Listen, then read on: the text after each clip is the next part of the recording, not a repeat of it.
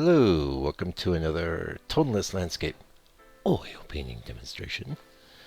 This is your painter in residence, M. Francis McCarthy. And the painting I'm bringing you today, I'm calling Dawn Meadow. Hopefully, I'll remember I gave it that title.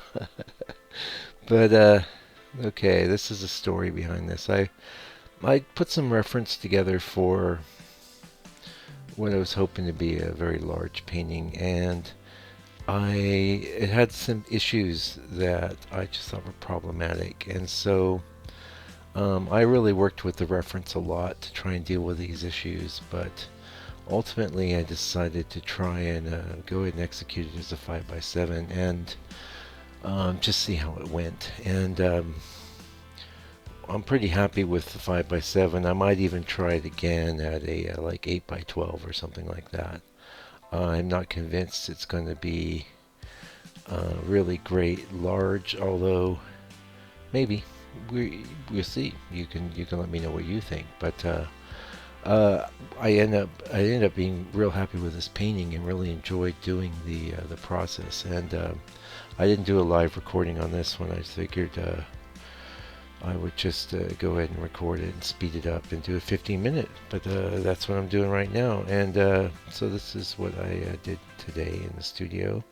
And right now I'm painting with mostly burnt umber, a little bit of black spinel in there. And at this point, I mean, it could have almost became just a sepia kind of thing. But you'll see, well, you probably would have seen already from the little title deal, because it'll show you the finished painting. But I start bringing in some purples and greens, but predominantly a lot of browns in the painting. And so what you see me working on there, the main challenge of this painting was getting all these shapes, foreground into middle ground. The background stuff in the reference was all pretty much, see, you can see me working with it. I'm trying to work it out, and well, like I said, I'm real happy with how this little painting turned out, but maybe not convinced it'll work real large. Yeah, so we'll see. Anyway, this is a useful technique. I used to do this just by default. I used to do a small 5x7 for every painting I did, even if the next size up was only 8x10. I did that for a long time. Oh yeah, visit my site. Check out my store. There's lots of new stuff in there. Yeah, check it out. And thanks so much to those of you that have been making donations. You know, you warm the cockles of my heart. They're warm, yeah. Anyway, this is the other thing you see me kind of working out. There was this shape in the front of the other trees, but it was, in the reference, this is another long, weird, skinny tree. As a matter of fact, there was also a long, skinny, dark tree going over the sky area. Now, I know from experience that tends not to work. The other thing, I don't know, like I wanted to get a little more curve into that foreground tree, but I ended up being pretty happy with that in general.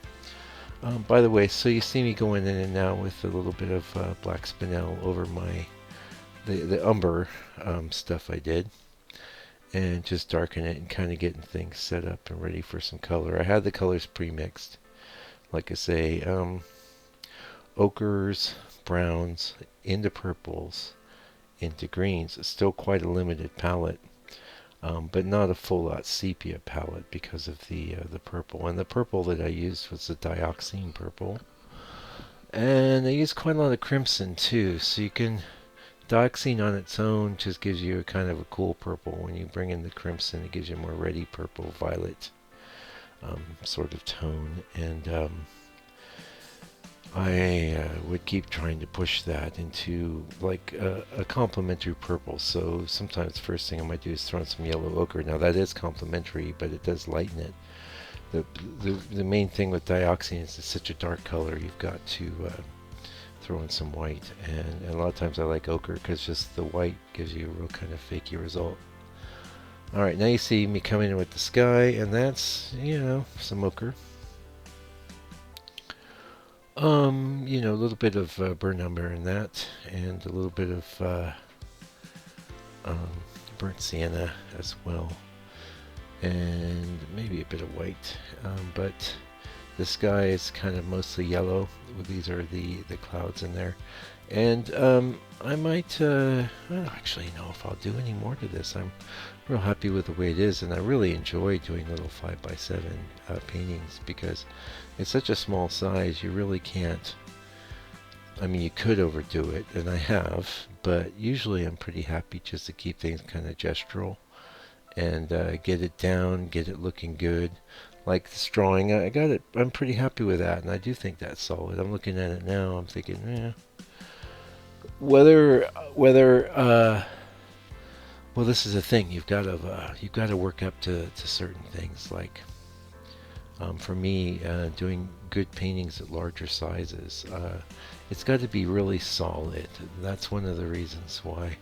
There's a lot of things I can do at the smaller sizes that, if you've seen some of my reference, it's like it looks like a bunch of nothing.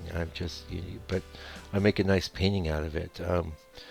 The last really large one I did, I knew I had everything really well established. I knew what I wanted to do, and I knew it was going to scale up, and it did, and it was good. Even the other large one before that, same case.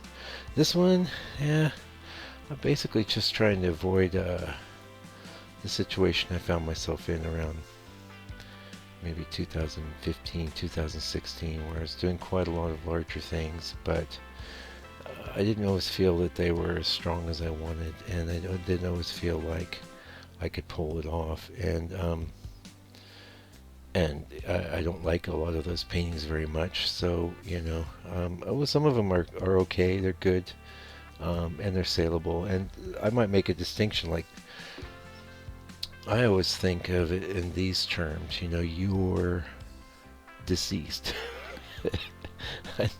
Maybe not a laughing matter, but it will be something that every one of us as artists will deal with. And I always imagine, we've seen the weakest works of your Matisse and your Picassos and your Pizarros and Renoir is a perfect example of what I'm talking about, because there's so many weak. Renoir, were you to judge him on his weak work, you would think wow, this guy's overrated.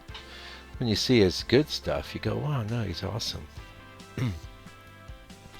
Now, every artist will have a certain amount of variance there, like, what proportion of good paintings to bad paintings do you do? Well, I do a few clinkers, and you don't see most of them because, I'm not going to share something bad. Why would I?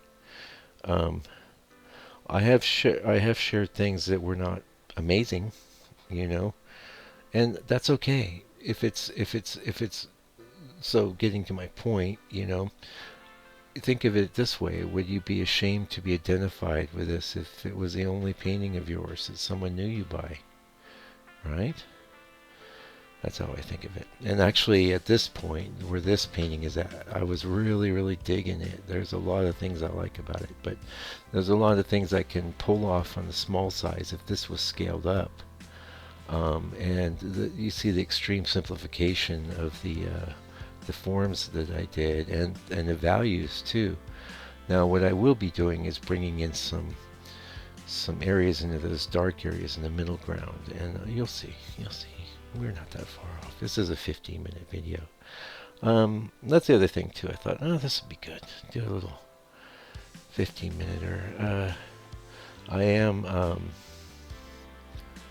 still planning on getting into a big one this week, but it's not going to be this scene. It's going to be, actually, I think I pretty much decided. There was one that I sold recently to a really good patron of mine that I mentioned on the channel. You would see it. It's about 5 or 6 months ago. It's a path with greens and violets and things, and really, really good painting, and I think that will scale up really nice. So I'm going to go after that one instead this week and just try and build on successes. And you can see now I'm bringing in some lavender tones, some violet tones, and see, look how pretty that is. I mean, like I said, I'm going to try this scene again. A lot of the things I was trying to do here with color, the composition is, it's a bit unorthodox, but I do think it works. Actually, I think it works quite well, but I'm going to have to I'm going to have to work up to the point where I think I could pull it off large. And so there you go, the master painter.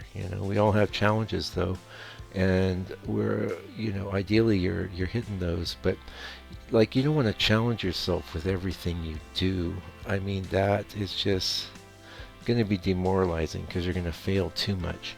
And if you've been with me any time at all, I'm a big believer in failing. I don't mind it. Oh, by the way, you can see I just put a little bit of a green in the background. I thought that worked really well. And you'll see it's going to tie in with the other greens I'm throwing in. Yeah, like I threw a little bit in there, but we'll keep pushing the greens. All the greens are fairly muted. I'd say this might be the first time I've actually done a straight up palette like this. I've gotten close to it. I've got some other stuff I've set up that's kind of in this sort of tonal range, and this is definitely coming off like tonalism, but it's got some little differences with those greens and those purples and stuff. And the other thing I'm trying to do, and I might do this with a bit of scumble, you can see that sort of faded tree in the back. It looks just a notch darker than the clouds. You'll see me come in with a little bit of sort of pseudo dry brushing on that. And oh yeah, please like, share, and comment. Could ya? Would ya? We're at 10 minutes. We've been together 10 minutes now. I think we're at that level in our relationship where you can give me a like. Anyway, just sharing, that's what I like to do. And I do think this is a very successful little painting. I'll be happy to pop this in a frame, and I love little 5x7s. So please don't think I think it's a failure or anything. I think it's a big success, but I'm going to have to creep up on it at the larger size. And so getting to my, one of my major points is you got to build on successes. You got to support yourself as an artist. If you like, it's good to challenge yourself, but first of all, you have to see, where's my energy today? Where am I at? Do I have enough presence of mind? Like, there are days when I really feel like much more on than other days, and like on my most off days, I might just do board prep. Why do a painting? Although I know I've done so many paintings now, I can do a competent painting at almost any stage of the game. And that would go even for the figurative stuff. I used to be a commercial artist, so I would have to, it was like a performing seal, basically. You throw me a fish and I'll balance a ball on my nose. And I've done enough oil paintings. I know I'm not going to fail that often, but I did have an intuition that if I'd done this up as I think the boards I have are like, I don't know, another golden mean. Might be a 1624, or it could be a 14 by 20, or something like that. I think it might be 14. Either way, I have a really couple nice pieces of we call it hardboard out here, masonite in the U.S. Although this is dry process masonite, and I'll talk a bit about that when I do that. I'll be doing it live, and yeah, I've got a plan, and basically the plan is to jump into a large one tomorrow. And what I won't be doing though is sharing in the increments. So I'll store those up and do one real long video, and then a quick little 15-minute, like a wide load coming video. I think that's a good approach, and so I settled on that. Anyway, getting close to the end here. Thank you so much for joining me today. Thank you for your support. Thank you for watching. And again, what can I say? I appreciate you. What can I say? I know you have a lot of things that you could do with your time. So it means a lot to me that you'll take the time to visit with old M. Francis here and watch me get out another painting. So until I get back here with another video, which it's going to be soon, do me a favor. Take good care of yourself, your family, your loved ones. And definitely, also I want to say, I got 1 second here. if someone's got a differing point of view than yours, let's all get a little more patient with each other. I mean, try and see things the way the other person sees them. And until I am back, please take good care and stay out of trouble.